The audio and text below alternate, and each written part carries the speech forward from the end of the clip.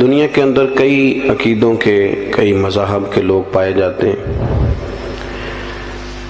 اور کچھ عرصے سے تیزی کے ساتھ دنیا کے اندر اس بات کو پروموٹ کیا جا رہا ہے کہ آزادی رائے کے ساتھ اپنی مرضی کے ساتھ زندگی گزاریں، کسی چیز کے آپ پابند نہ رہیں، مرضی کریں، اپنی طبیعت کے مطابق اپنے اوقات کو گزاریں۔ یاد رکھیں کہ اسلام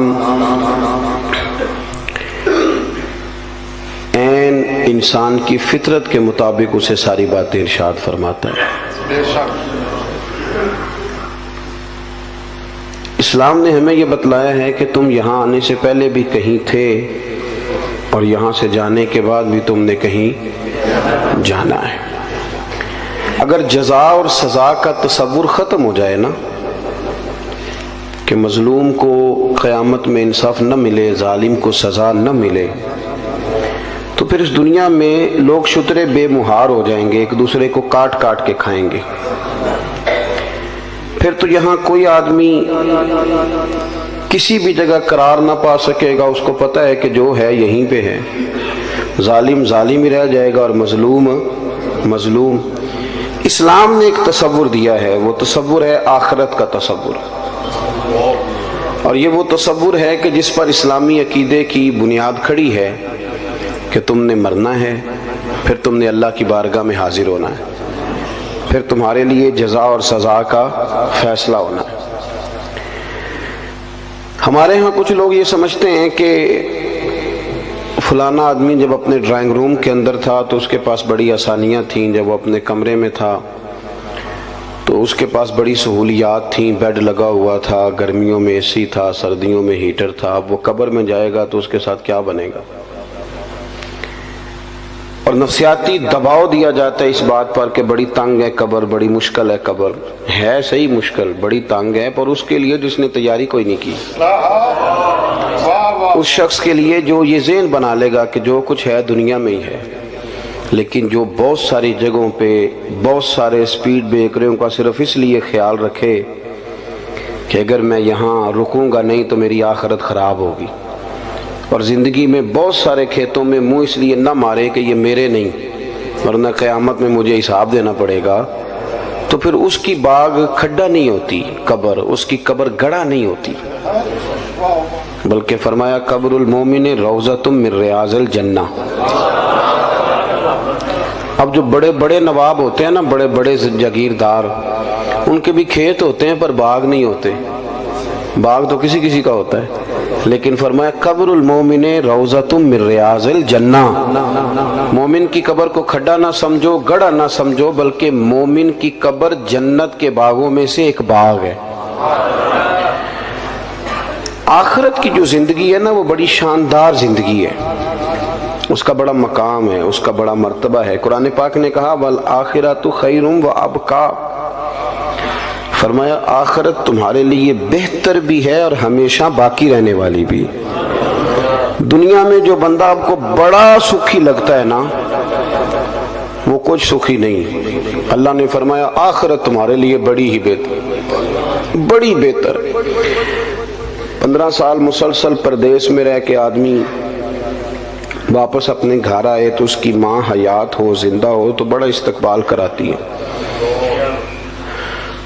اس کا دل کرتا ہے مکان ہی آج نیا بنا دوں، میرا بیٹا 15 سالوں کے بعد آ رہا ہے، بڑا بندوبست کرتی ہے۔ لیکن میرے دوستو یاد رکھنا، ماں بڑا پیار کرتی ہے، پر جب بندہ مر کے قبر میں جاتا ہے تو اللہ کی رحمتیں اس سے بڑھ کر کہیں اس کا استقبال کرتی ہیں، اس کو نوازا جاتا ہے، اس کو عطا کیا جاتا ہے۔ اور مومن کو قیامت کے دن جنت ملے گی، جنت۔ وہ جیسا کہ ہمارے بزرگ کہہ رہے تھے، اب بات چلی گئی ہے ان لوگوں کے ہتھے، اسٹیج کے مالک وارث وہ لوگ بن گئے ہیں جو مبادیات اور ضروریات سے بھی آگاہ نہیں۔ جنت کا بڑا مذاق اڑایا جاتا ہے، اور ڈھیر سارا مذاق اڑایا جاتا ہے۔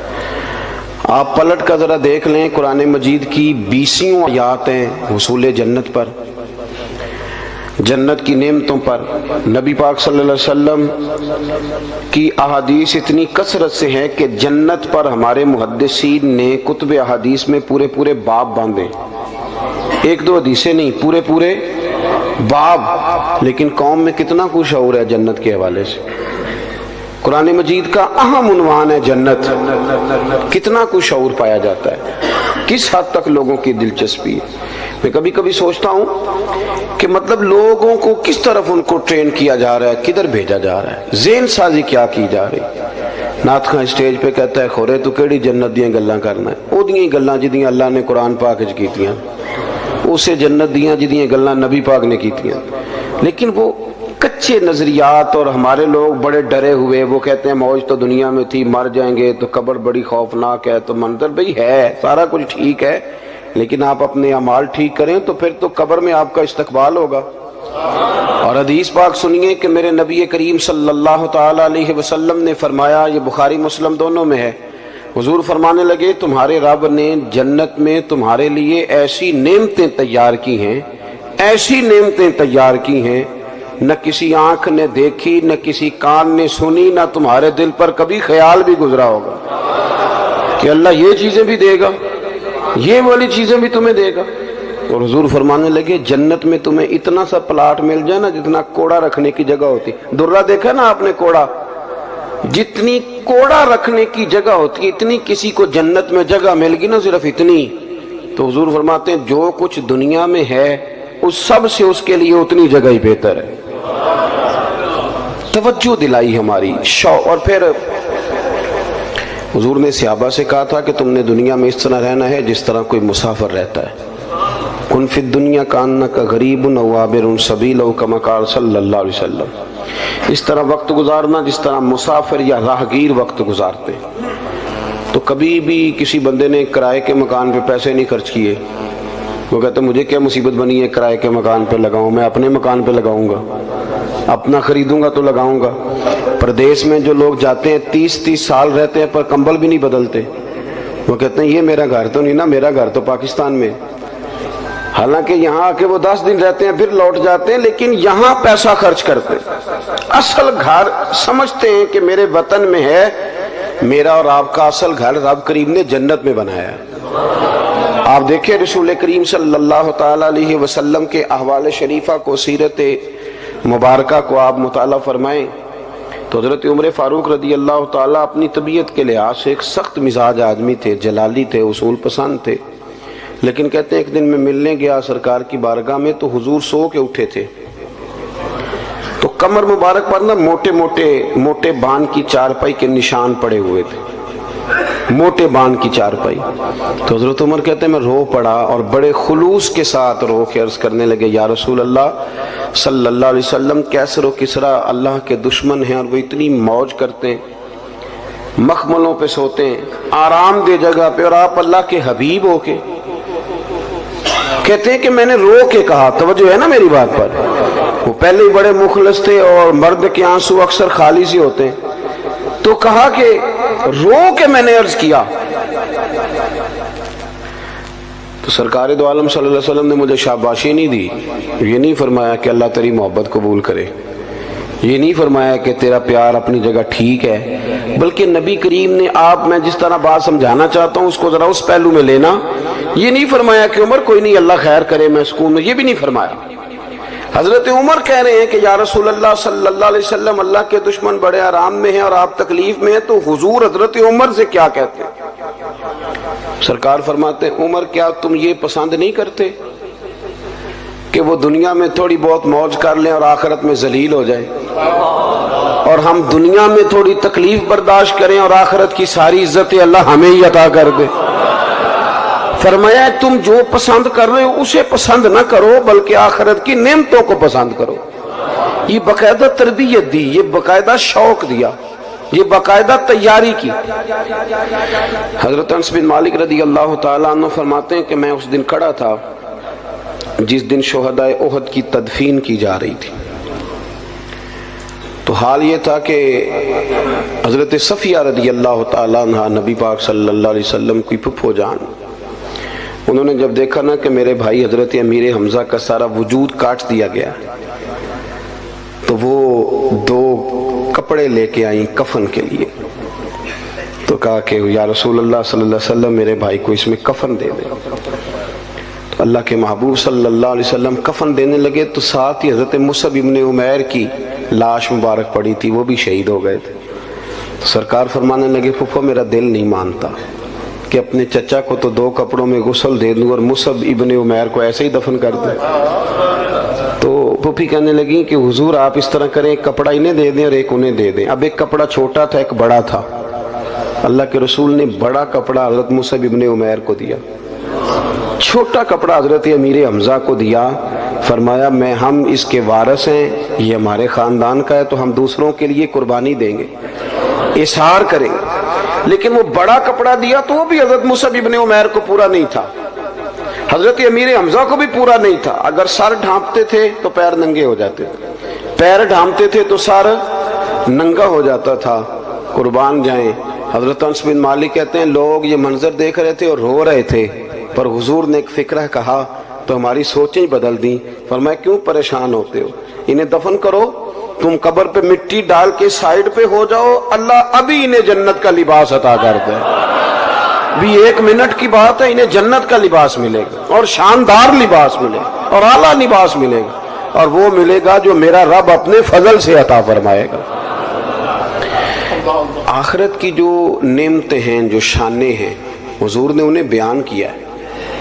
رسول کریم صلی اللہ علیہ وسلم فرماتے ہیں کچھ لوگ ایسے ہوں گے قیامت کے دن جن کے چہرے چمکیں گے، تو انبیاء پوچھیں گے یہ کون ہے؟ تو انہیں بتایا جائے گا یہ مدینے والے محبوب کے وہ غلام ہیں جو وضو کیا کرتے تھے. تو آج وہ جگہیں چمک رہی ہیں.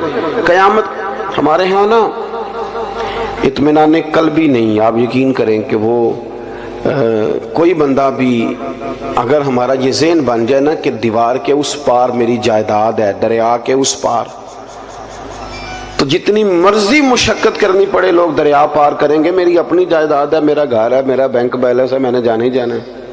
جدوجہد کرتے ہیں لوگ. لیکن اس پر ہم کیوں نہیں یقین رکھتے کہ قبر کے اندر اللہ نے میرے لیے باغ تیار کیا ہوا ہے، میرے لیے بڑی آسانیاں تیار کی ہوئی. صحابہ کو نا انشراح صدر حاصل ہو گیا تھا. انشراح صدر، دل گواہی دیتا تھا کہ واقعی نا ہمارے لیے. جب احد کی جنگ ہو رہی تھی تو حضرت انس بن نضر رضی اللہ تعالیٰ عنہ، یہ حضرت انس بن مالک کے چچا ہیں، تو جب کافروں نے یہ خبر اڑا دی کہ سرکار کو شہید کر دیا گیا تو صحابہ کے حوصلے کچھ پست ہوئے. تو حضرت انس بن نضر پتہ کیا کہتے تھے لوگوں سے؟ کہتے تھے پیچھے نہ جاؤ، تلواریں اٹھاؤ.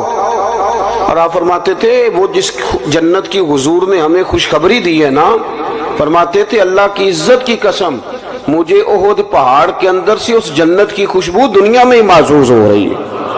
انشراح صدر ہو گیا تھا کہ آخرت میں اللہ نعمتیں دے گا. اور وہ چیزیں دیکھیں نا، جو آدمی سائیکل چلاتا ہے رات کو خواب میں بھی اسے، ہمارے ایک بزرگ ہیں تو انہوں نے بیان کیا کہ امام جلال الدین سیوطی رحمۃ اللہ علیہ کو جاگتے ہوئے 72 مرتبہ رسول کریم کی زیارت نصیب ہوئی. تو آپ تو خیر بڑے خوبصورت لوگ ہیں، آپ نے سبحان اللہ کہا ہے، پر جنہ کور کے ویکھے ہونا بھی میں تکیا ہے، جنہ کوریا ہے. یہ بھی ایک دور ہے. اب کرامت پہ لوگ نا تھوڑا گھورتے ہیں. یہ کیسے جی؟ تو بڑی صاف سی بات ہے میرے بھائی، محدثین کو، علماء کو، بزرگوں کو ہوں مخلص، انہیں زیارت ہوتی ہے. وجہ اس کی یہ ہے کہ جو بندہ سائیکل چلائے، اگر رات کو خواب میں وہ سائیکل چلاتا ہے کہ نہیں؟ میری طرف دیکھیں جی، میری بات سنیں. اور اگر وہ شخص دن میں کوئی کام کرے تو رات کو خواب میں بھی وہی کام کرتا ہے. تو جو سارا دن رسول اللہ کی حدیث پڑھے اور نبی پاک کا دین پڑھائے اور سیرت میں رہے، میری عمر مدینے دے ٹبیاں دی تصویر بناؤندیاں گزر گئی. تو جو اپنا سارا وقت اسی میں بتاتا ہے نا، ہو مخلص، اس کا نظریہ یہ ہو کہ میں محبوب کی باتیں کر رہا ہوں. تو جو سارا دن محبوب کی باتیں کرتا ہے وہ خواب میں بھی محبوب کی باتیں کرتا ہے. تو اس میں رٹا ڈالنے کی تو بات ہی کوئی نہیں. تو انشراح صدر ہو. انہیں تو خواب بھی جنت کے آتے تھے، کیونکہ انہیں پتا تھا کہ ہم نے جنت میں جانا ہے. ہمارا مزاج نہیں، ہم کہتے ہیں او مر گئے تو سلسلہ ختم، کیونکہ ہم نے ساری سیاست ہی دنیا داری کے لیے کی ہوئی ہے. ہم نے سارا منصوبہ ہی دنیا کے لیے ظاہر ہے جو ہم نے جمع کیا ہے، جس ماحول کے لیے جمع کیا، جب وہ ماحول ختم ہوا تو وہ کام بھی ختم ہوا۔ اللہ کے بندے تو بڑا خزانہ جمع کرتے تھے آخرت کے لیے، تیاری کر کے رکھتے تھے، تو پھر ظاہر ہے انہیں خواب بھی اسی کے آتے تھے۔ بخاری شریف میں حدیث ہے، ایک خاتون سرکار دو عالم صلی اللہ علیہ وسلم کی بارگاہ عالی مرتبت میں حاضر ہوئیں، انہیں مرگی کا مرض تھا۔ مرگی کا مرض اعصابی ہوتا ہے۔ ہمارے ہاں جو پٹھوں کی تکلیف ہوتی ہے نا، تو اس کے لیے نیورو سرجن سے علاج کرایا جاتا ہے۔ نیورو سرجن بنیادی طور پہ دماغ کا ڈاکٹر ہوتا ہے، لیکن چونکہ اعصاب سارے کاؤنٹ ہوتے ہیں پورے وجود میں، تو پھر وہ اعصابی تناؤ جو ہے اس کو وہ دیکھتا ہے، اس کو چیک کرتا ہے، اور باقی ساری چیزوں کو اسی پر پھر وہ استدلال کرتے ہیں اور اس کا علاج کرتے ہیں۔ تو اعصابی مرض ہے، جب کسی کو مرگی ہوتی ہے تو وہ بندہ بے ہوش ہو جاتا ہے اور اس کا سارا وجود اس کے کنٹرول میں نہیں رہتا، وہ بیچارہ بے بس ہو جاتا ہے۔ تو کتنی بڑی تکلیف ہوتی ہے، اور انسان بیمار ہو اور پھر مرگی سے بیمار ہو۔ تو وہ خاتون حاضر خدمت ہوئی تو عرض کرنے لگی، یا رسول اللہ صلی اللہ علیہ وسلم مجھے مرگی ہے، حضور میں بڑی تکلیف میں ہوں، مہربانی فرمایا میرے لیے دعا کر دے۔ اب اللہ کے رسول نے کیا فرمایا؟ حضور فرمانے لگے بی بی ہے، اور خواتین میں حوصلہ بھی کم ہوتا ہے، اور ویسے بھی جب بندہ بیمار ہو تو اس کا حوصلہ بڑا جوان بھی ہو تو حوصلہ ٹوٹ جاتا ہے۔ تو وہ خاتون تھی، بیمار تھی، یا رسول اللہ صلی اللہ علیہ وسلم بڑی تکلیف میں ہوں، مرگی کا مرض ہے۔ تو نبی کریم صلی اللہ علیہ وسلم نے فرمایا تو میرے ساتھ ایک سودا نہیں کر لیتی؟ اس نے کہا حضور حکم کریں۔ تو محبوب فرمانے لگے اگر تو کہتی ہے تو میں دعا کرتا ہوں، رب تجھے ابھی شفا دے دے گا، اور اگر تو کرے نا صبر تو میں تیرے ساتھ وعدہ کرتا ہوں رب تجھے بغیر حساب کتاب جنت عطا کر دے گا۔ میرے ویسے آپ کے ویسے پیر صاحب کہے نا کہ دسو بھائی شفا لینی جے کہ جنت، اسی کہنے حضور لاج پالو تجھے شفا دیو نا، جنت بھی ویکھی جائے گی، آپ دعا کرائیں نا، کوئی گل نہیں، خیر صلی اللہ، ابھی بڑی تکلیف ہے، گوڑے رو بڑی درد ہے، تسی یہ دا کچھ کرو نا۔ بھئی ہمارا تو فیصلہ یہی ہے کہ ہمیں شفا چاہیے۔ لیکن حضرت انس بن مالک کہتے ہیں جب نبی پاک صلی اللہ علیہ وسلم نے اس بی بی سے کہا کہ تو بتا، تو کہتی ہے تو ابھی دعا کرتا ہوں، مالک بڑا کریم ہے جو شفا دے دے گا، اور اگر تو کرے صبر اور مرگی کے ساتھ زندگی گزارے، ذرا اس بات کو آپ سمجھیں، تو میں تیرے ساتھ وعدہ کرتا ہوں رب بغیر حساب کتاب جنت دے گا۔ کہتے ہیں بی بی نے سوچنے کے لیے بھی ٹائم نہیں لیا، 1-1.5 منٹ میں بولی، کہنے لگی یا رسول اللہ صلی اللہ علیہ وسلم تھوڑی سی تو زندگی ہے، میں مرگی کے ساتھ ہی گزارا کر لوں گی، آپ دعا کریں رب مجھے جنت ہی عطا کرے۔ انشراح صدر ہے، ان کو یقین کامل ہے کہ جنت میں جائیں گے تو مہر بن جائے گی، لہذا وہ یا رسول اللہ میں مرگی سمیت گزارا کر لوں۔ حالانکہ بندہ اب نارمل ہو جاتا ہے مرگی والا، نہ وہ کسی فنکشن پہ جا پاتا ہے، نہ کسی جگہ پہنچ سکتا ہے، وہ تڑپتا ہے، لیکن اس نے عرض کی یا رسول اللہ آپ میرے ساتھ وعدہ کریں کہ اللہ مجھے جنت دے گا۔ تو محبوب کریم نے فرمایا تجھے مبارک ہو، تیرے ساتھ وعدہ ہو گیا۔ عرض کرتی ہے یا رسول اللہ صلی اللہ علیہ وسلم جب مرگی ہوتی ہے تو میرے وجود سے کپڑا ہٹ جاتا ہے، تو حضور مجھے شرم آتی ہے، تو اتنی دعا کر دیں کہ مرگی ہو پر میرا ستر قائم رہے۔ حضور نے فرمایا تیرے لیے دعا کر دی، تیرا پردہ نہیں ہٹے گا۔ صحابہ کہتے ہیں بڑی بھی مرگی ہوتی تھی پر کپڑے اس کے وجود کے ساتھ جمے رہتے تھے۔ حضرت عثمان غنی کے زمانے تک وہ خاتون حیات رہیں۔ جناب انس بن مالک فرماتے ہیں جب کوئی نیا شخص مدینے میں آتا اور کہتا کہ مجھے کوئی جنتی دکھاؤ تو ہم اس بوڑھی کے دروازے پہ دستک دیتے تھے، وہ باہر آتی تھی تو ہم کہتے تھے جنتی دیکھنا ہے تو اسے دیکھ لو، اسے میرے رسول کریم نے دنیا میں ہی جنت کی بشارت عطا فرمائی۔ اپنی زندگی میں نا کچھ کام فقط جنت کے لیے کریں، اور جنت وہ مقام ہے، جنت وہ مقام ہے، جنت وہ جگہ ہے جہاں خدا کا بھی دیدار ہوگا اور محمد مصطفیٰ کا بھی دیدار ہوگا صلی اللہ علیہ وسلم، اللہ رسول کا قرب بھی وہی نصیب ہوگا۔ میرے بھائی اپنی آخرت کو کبھی بھی، وہ ہم کوئی لاوارث لوگ ہیں کہ مر گئے تو مٹی میں مل گئے، ہم کوئی ایسے لوگ ہیں کہ مر گئے تو معاملہ ختم ہو گیا۔ اقبال کہتے ہیں موت کو سمجھے ہیں غافل اختتام زندگی، یہ ہے شام زندگی، یہ ہے شام زندگی، پھر صبح دوام زندگی، اس کے بعد جو زندگی آئے گی وہ ہمیشہ رہنے والی آئے گی، ہمیشہ۔ کیونکہ ہمارا سارے کا سارا پروگرام ہی دنیا میں رہنے کا ہوتا ہے، اور پھر جمع اتنا کچھ کر لیتے ہیں، مکان اتنے شاندار، پیسہ چوری کر کے، سینہ زوری کر کے، جھوٹ بول کے جمع کیا ہوتا ہے، اور بڑا کیا ہوتا ہے اللہ ماشاءاللہ، بڑے بڑے بنگلے، پھر مرنے کو دل ہی نہیں کرتا، پھر مرنے کو دل، اتنی ساری جائیدادیں بندہ بنائے اتنی مشقت کر کے۔ ناراض تو نہیں ہو گئے آپ لوگ؟ میں صحیح کہہ رہا ہوں، پھر مرنے کو دل، جب اتنے بندہ لمبی چوڑی منصوبہ بندی کرے، لیکن ایک بندے نے محنت کی، اس نے جناب 11 سال لگا کے مکان بنایا، تو پھر اس کا مرنے کو دل کرے گا؟ صحابہ کرام علیہم رضوان تیار اس لیے تھے کہ انہوں نے تو کپڑے باندھ کے رکھے ہوئے تھے، باندھے ہوئے تھے کپڑے، جس وقت حکم آئے گا حاضر ہے۔ وہ تو ہر جنگ میں جانے سے پہلے شہادت کی دعا مانگتے تھے، ہر جنگ میں شہادت کرتے۔ سعد بن معاذ رضی اللہ تعالیٰ عنہ جیسے لوگ زخم لگ گیا تو روتے تھے، کہتے حضور میں تو شہادت سے رہ گیا ہوں، سارے لوگ نفع لے گئے اور میں خالی رہ گیا۔ پھر انہوں نے دعا مانگی کہ یا اللہ اگر قریش مکہ کے ساتھ کوئی اور جنگ باقی نہیں تو مجھے اسی زخم میں اپنی بارگاہ میں بلا لے۔ وہی زخم پھٹ گیا، خون نکلا۔ یا رسول اللہ یہ کیا ہوا؟ فرمایا رب کریم نے میرے ساتھ کی دعا کو قبول فرما لیا ہے۔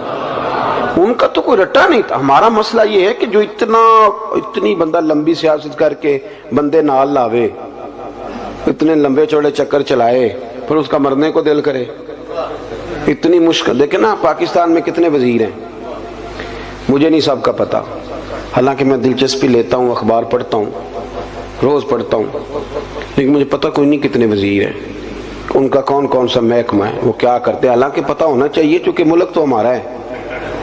ان بیچاروں نے تو اتنی دیر ہے نا جتنی دیر یہ وزیر ہیں، جس دن ختم ہے اس دن انہوں نے چلے جانا ہے، ملک تو ہمارا ہے۔ تو مجھے نہیں پتا، آپ میں سے بھی شاید کوئی بندہ ہو جو سارے وزیروں کو جانتا ہو کہ ہے کوئی، میرا خیال ہے کہ ایسا، ٹھیک کہہ رہا ہوں جی، پر وزیر تو بڑا راضی ہے نا، وہ تو کہتے ہیں نا 15 گڈیاں آگے نے 15 پیچھے نے تو بدوکاں، وہ تو کہتے ہیں نا میں نے ساری دنیا فتح کی ہوئی ہے۔ حالانکہ بہت سارے لوگ ایسے ہیں جنہیں کوئی پتہ نہیں کہ یہ کون ہے، کدھر سے آیا ہے، پر وہ تو راضی۔ اسی طرح ہم سارے راضی ہیں اپنی دنیا میں، یہ بھی میں نے فتح کر لی، یہ بھی میرا کما، کچھ بھی نہیں صاحب، کچھ بھی نہیں، کوئی شے ہی نہیں۔ حضرت مولا علی شیر خدا کرم اللہ تعالی وجہ الکریم قبرستان گئے تو جا کے مردوں سے کہنے لگے تمہارا کیا حال ہے؟ تو ایک مردہ بول کے قبر سے کہنے لگا ہڈیاں ٹوٹ گئی ہیں، کفن پھٹ گیا، مال پیچھے دے آئے تھے، حساب ہمیں دینا پڑ رہا ہے۔ علی یہ بتاؤ ہمارے پچھلوں کا کیا حال ہے؟ تو مولا علی کہنے لگے تمہاری بیویوں نے نکاح کر لیے، تمہاری اولادوں نے مال تقسیم کر لیا، تمہارے دوستوں نے نئے دوست بنا لیے، پہلے تو تمہارا نام کبھی کبھی لیا جاتا تھا، اب تو زمانہ بیت گیا، تمہیں یاد ہی کوئی نہیں کرتا، اب تو کوئی او پیاں دس دیاں قبراں جنہ تے پھول پے، ادھروں کوئی نہیں جی آمدہ، ادھروں لکھاں گئے، کوئی بندہ نہیں جس نے کبھی یاد کیا، ختم ہو گیا مسئلہ، پڑا ختم ہو۔ میرے عزیز چونکہ دنیا داری بڑی جمع کر لیتے ہیں، مال بڑا اکٹھا کرتے ہیں، صبح سے شام تک ساری مشقت ہی دنیا داری کے لیے، ساری مشقت، میں نے سویرے ولیمے میں جانا ہے، دوپہر تعزیت کرنی ہے، شام کو فلانا کام کرے، ساری دنیا داری ہے۔ ہاں اگر رضا الہی کے لیے ہو تو دین ہے، لیکن ہماری ہر بندے کی ایک مختصر سی سیاست ہوتی ہے اپنے دائرہ کار میں، وہ جس شعبہ ہے زندگی سے بھی تعلق رکھتا ہو، تو وہ چونکہ ساری محنت دنیا کے لیے کرتا ہے، پھر اس کا مرنے کو دل ہی نہیں کرتا۔ حضرت فرید الدین عطار رحمت اللہ علیہ فرماتے ہیں میں توبہ کرنے سے پہلے عطر بیچتا تھا۔ عطار، عطر کا کاروبار بڑا مہنگا ہے آج بھی عرب شریف میں۔ آپ مدینہ شریف جائیں نا تو سونے والی دکان کے بالکل سال خوشبو والی دکان ہوتی، یعنی جتنا کرایہ سنار دے رہا ہے اتنا ہی خوشبو والا بھی دے رہا ہے، ایک مہنگا ترین کاروبار ہے پوری دنیا میں۔ تو کہتے میں بڑا امیر آدمی تھا تو میں نے عطر کی دکان بنا لی، میں عطار تھا تو بڑا خوبصورت میں نے ہال بنا کے اس کے اندر میں نے بڑا زبردست ڈسپلے کیا اور میں نے خوشبوئیں اس کے اندر لگائیں۔ میں اپنے کام میں لگا ہوا تھا تو کبھی کبھی ضمیر کہتا تھا یار یہ دنیا داری ہے چھوڑ دے، اللہ والوں سے پیار بھی بڑا تھا، ان کی تذکرۃ الاولیاء دیکھیں تو پتہ چلا انہیں بڑی معرفت ہے رب کے بندوں کی۔ تو کہتے طبیعت بھی مائل ہوتی تھی پر وہ بندے خول نہیں نہ توڑتے ساری زندگی، حق پہچان کر بھی حق کے قریب جا نہیں سکتے، چونکہ خول کون توڑے؟ دنیا داری کا، برادری کا، قبیلے کا کون توڑے؟ فرمانے لگے کہ ایک دن نا میں دکان میں بیٹھا تھا تو ایک بزرگ آ گئے سادے سے، تو کبھی کوئی خوشبو دیکھتے، کبھی کوئی خوشبو دیکھتے، کبھی کوئی خوشبو دیکھتے، تو سیل مین کی عادت ہوتی ہے نا جی کیا حکم ہے، کیا چاہیے، وہ لا لا کے چیزیں دکھاتے ہیں، اچھے سیل مین کا طریقہ ہوتا ہے۔ تو فرماتے میں نے نا تھوڑی دیر تو بابا جی کو موقع دیا کہ وہ تلاش کر لیں، پھر میں سمجھا کہ کوئی گاہک ہے اور کوئی چیز تلاش کر رہے ہیں جو مل نہیں رہی، تو کاؤنٹر کے اندر بھی میں نے شیشیاں رکھی ہوئی تھی، تو میں نے بابا جی سے کہا بزرگوں کیا تلاش کر رہے ہیں، کیا دیکھ رہے ہیں، مجھے بتائیں میں پیش کرتا ہوں۔ کہتے بابا جی تھوڑی دیر چپ کر گئے، پھر غور سے میرا چہرہ دیکھا، کہنے لگے پتر میں تو صرف یہ دیکھ رہا ہوں کہ تیری جان بڑی مشکل سے نکلے گی۔ تو کہتے ہیں مجھے، میں دنیا دار تھا، دنیا دار کو نصیحت کریں تو اسے غصہ ہی آتا ہے، مجھے غصہ آیا، میں نے کہا جی کیوں مشکل سے نکلے گی؟ تو کہنے لگے یار تو نے مال ہی بڑا جمع کیا ہوا، جب تم مرنے لگے گا کبھی یہ بوتل یاد آئے گی، کبھی یہ والی یاد آئے گی، کبھی یہ والی یاد آئے گی، کبھی فلانے بینک والا اکاؤنٹ پریشان کرے گا، کبھی دوسرا کرے گا، کبھی وہ والی زمین، کبھی تو کیسے مرے گا، تیرا تو مرنے کو دل ہی نہیں چاہے، تو نے تو دنیا داری۔ کہتے ہیں اور غصہ لگا مجھے بابے کی بات کا، تو میں نے پورے غصے میں کہا بابا اچھا اسی کہتے نہیں تو اپنی قبریں جانا ہے تے میں نے کہا میری مشکل سے نکلے گی تو تیری کیسے نکلے گی؟ تو کہتے ہیں بابا جی کہنے لگے ادھر آ کاؤنٹر سے باہر بتاؤں کیسے نکلے گی، ادھر آ باہر۔ کہتے ہیں میں بابا جی کے قریب آیا تو بابا جی کہنے لگے دکھاؤں تجھے کیسے نکلے گی؟ میں نے کہا دکھائیں۔ وہ فرش پہ لیٹ گئے، کلمہ پڑا اور ان کی روح پرواز کر گئے، عرش فرشتے بانگا ملیاں، مکے پہ گئے شور، بلے شاہ آسان نہیں ہوں مرنا، اے مر گیا ہی کوئی ہور۔ کہتے ہیں ان کی روح پرواز کر گئے، کہنے لگے یوں نکلے گی جان۔ کہتے ہیں میں سختے میں آ گیا، مجھے سمجھ ہی نہ آئے یہ بنا کیا ہے۔ اس طرح کے بھی کوئی بندے ہوتے ہیں، اس طرح کے بھی بندے۔ امام غزالی نے وضو کیا، غسل کیا، کفن پہنا، خوشبو لگائی، چارپائی پہ لیٹے، کہنے لگے اچھا مالک اگر تیری یہ مرضی ہے تو میں بھی تیار ہوں، کلمہ پڑھا تو روح پرواز کر گئی۔ میرے عزیز حضرت فرید الدین عطار رحمت اللہ تعالیٰ علیہ فرماتے ہیں کہ میں بابا جی لیٹے ہوئے ہیں، چہرہ چمک رہا ہے، روح پرواز کر کے مجھے سمجھ نہیں آ رہی۔ میں نے کہا یار اتنا بڑا کمال۔ کچھ لوگ میں نے بلائے، غسل دیا، کفن پہنایا، جنازہ پڑھا، بابا جی کو دفن کیا، تو پھر میں اپنی دنیا داری بھی دفن کر آیا، پھر میں نے دفن کر دی اپنی دنیا داری۔ میں نے کہا ختم ہو گیا معاملہ، اب ضرورت کیا ہے ان چیزوں۔ ہمارا جو مسئلہ ہے نا میرے بھائی، وہ دن بدن پیچیدہ ہوتا چلا جا رہا ہے، پیچیدہ سے پیچیدہ۔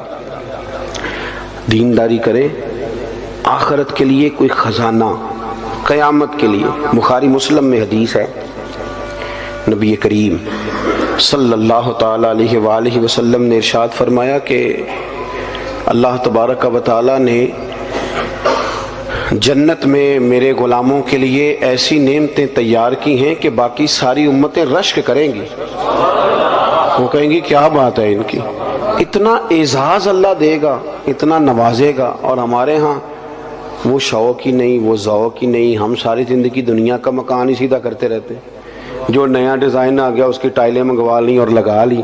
تھوڑا سا فکر کریں، شوق پیدا کریں آخرت کے لیے۔ آپ دیکھیں نا نبی کریم صلی اللہ تعالی علیہ وآلہ وسلم کی خدمت میں خاتون حاضر ہوئی، اس کا بیٹا بدر میں شہید ہو گیا تھا، تو عرض کرنے لگی حضور بتائیں میرا بیٹا کہاں ہے، میرا بیٹا کہاں ہے میرا پتر؟ فرمایا کیا کرے گی؟ عرض کی یا رسول اللہ اگر وہ جنت میں نہ ہوا تو پھر کھول کے روؤں گی، اگر وہ جنت میں ہے تو پھر اللہ کا شکر ادا کروں گی۔ تو سرکار بیٹھے تھے مسجد نبی میں، نظر اٹھائی تو فرمایا بی بی 8 جنتیں، جو سب سے اعلیٰ جنت ہے وہ رب نے تیرے بیٹے کو عطا کی ہے۔ صحابہ کہتے ہیں پھر ہم نے اس کی آنکھ میں آنسو نہیں دیکھا، پھر وہ اللہ کا شکر ادا کرتی ہوئی چلی گئی۔ آپ سمجھیں کہ ان کو اطمینان قلبی تھا کہ ہمارا بڑا مقام ہوگا، ہمارا بڑا درجہ ہوگا، ہمیں قرب الہی ملے گا، ہمیں حضور کی بارگاہ ناز کی قربت نصیب ہوگی۔ اپنی زندگی میں اپنی آخرت کے لیے ضرور تیاری کریں، دیکھ لیں کہ نیکیوں کا حجم کیا ہے۔